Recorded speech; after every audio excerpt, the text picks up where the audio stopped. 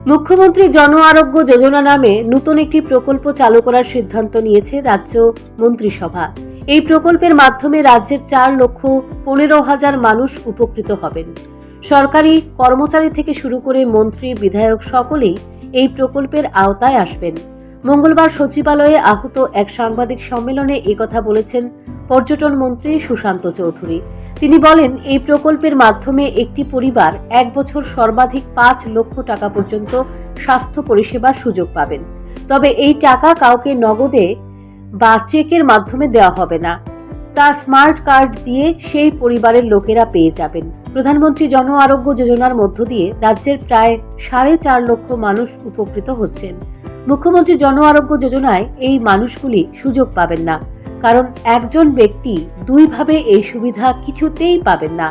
সরকারি group C এবং group D কর্মচারীদের মধ্যে যারা মেডিকেল অ্যালাউন্স সারেন্ডার করবেন তারাই এই সুযোগ পাবেন। খুবই একটা গুরুত্বপূর্ণ সিদ্ধান্ত যেটা রাজ্য সরকার গ্রহণ করেছে এবং আপনারা নিশ্চয়ই অবগত আছেন যে গত বাজেট সেশন আমাদের মাননীয় মুখ্যমন্ত্রী এবং আমাদের মাননীয় অর্থমন্ত্রী ঘোষণা করেছিলেন যে আয়ুষ্মান ভারতের আদলে ত্রিপুরা রাজ্যে আমরা রাজ্যের মানুষের চিকিৎসা ব্যবস্থার কথা মাথায় রেখে চিফ মিনিস্টার জন আরোগ্য যোজনা নামে একটি প্রকল্প চালু করা হবে।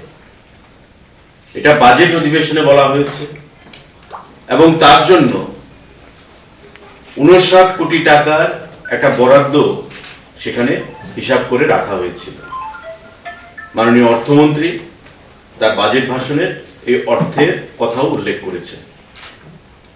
আপনারা জানেন যে প্রধানমন্ত্রী জন আরোগ্য যোজনা বা আয়ুষ্মান ভারত নামে একটা প্রকল্প ইতিমধ্যে ভারতবর্ষে চালু রয়েছে।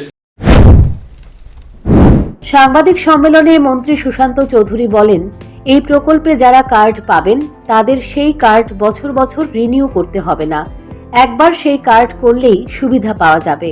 পাশাপাশি তিনি বলেন, এই প্রকল্পে হাসপাতাল থেকে কোনো রোগী ছুটি হয়ে গেলে তাকে একসঙ্গে 15 দিনের ঔষধ বিনামূল্যে প্রদান করা হবে। তবে মুখ্যমন্ত্রী জন আরোগ্য প্রকল্পে রাজ্য সরকারের ব্যয় হবে বছরে 104 কোটি টাকা। It will provide cashless, paperless insurance benefit to the patients up to the limit of 5 lakhs per annum per family.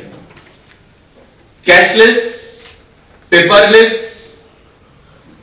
benefit প্রদান করা হবে 5 লক্ষ টাকা করে প্রতিটা পরিবারকে এবং প্রতি বছরে সেটা অটোমেটিক্যালি রিনিউড হয়ে যাবে।